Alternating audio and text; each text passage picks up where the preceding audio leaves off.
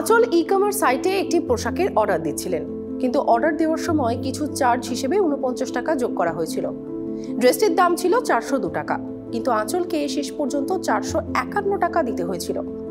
যেহেতু তিনি সত্যিই ড্রেসটি কিনেছিলেন, তাই তিনি অতিরিক্ত চার্জও দিয়েছিলেন।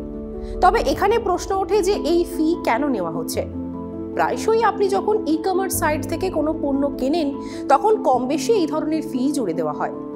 খাবার, জামাকাপড় বা অন্য কোনো পণ্য বা পরিষেবা যা কিছু অনলাইনে অর্ডার করা হোক না কেন, এটি ক্রমশ ব্যয়বহুল হয়ে উঠছে। এর একটি প্রধান কারণ হলো প্ল্যাটফর্ম ফি। সুইগি, জোম্যাটো, আজিও, মিন্ত্রার মতো ফ্যাশন ই-কমার্স সাইট এবং ব্লিঙ্কিট এবং সুইগি ইনস্টামার্টের মতো কুইক কমার্স অ্যাপের মতো ফুড এগ্রিগেটর প্ল্যাটফর্ম ফি ও হ্যান্ডলিং ফি চার্জ করছে। এই ফি 2 টাকা থেকে 49 টাকা পর্যন্ত হতে পারে। এটি একটি সাইটের জন্য এক রকম। উদাহরণস্বরূপ, সুইগিতে প্ল্যাটফর্ম ফি 5 টাকা, যা প্রতিটি অর্ডারে দিতে হয়। আজিওতে এই ফি 49 টাকা। এটি আগেই ধার্য করা হয়নি, কিন্তু এখন প্রায় প্রতিটি ই-কমার্স সাইটই এই ধরনের ফি চার্জ করছে। এটি ছাড়াও এমন সাইট রয়েছে যা আপনাকে চলচ্চিত্র বা স্পোর্টস ইভেন্টের জন্য টিকিট বুক করতে দেয়। এছাড়াও রেল বা ফ্লাইটের টিকিট তো রয়েইছে। এবার আসুন জেনে নিই প্ল্যাটফর্ম ফি এর মানে কি। প্ল্যাটফর্ম ফি, কনভেনিয়েন্স ফিজ, ফুলফিলমেন্ট ফিজ অথবা হ্যান্ডলিং ফিজ হলো একটি পরিষেবা ব্যবহারের জন্য ধার্য করা চার্জ। এটা এখন একটা নিয়মে পরিণত হয়েছে। কোম্পানিগুলি ক্লেম করে যে এটি তাদের লজিস্টিক্স খরচ কভার করতে সাহায্য করে। অনলাইন টিকিটিং প্ল্যাটফর্ম বুক মাই শো ছিল প্রথম কোম্পানি যারা এই ধরনের চার্জ লাগু করে। বর্তমানে বুক মাই শোয়ে কনভেনিয়েন্স ফিজ হিসেবে সর্বনিম্ন 35 টাকা নেওয়া হচ্ছে।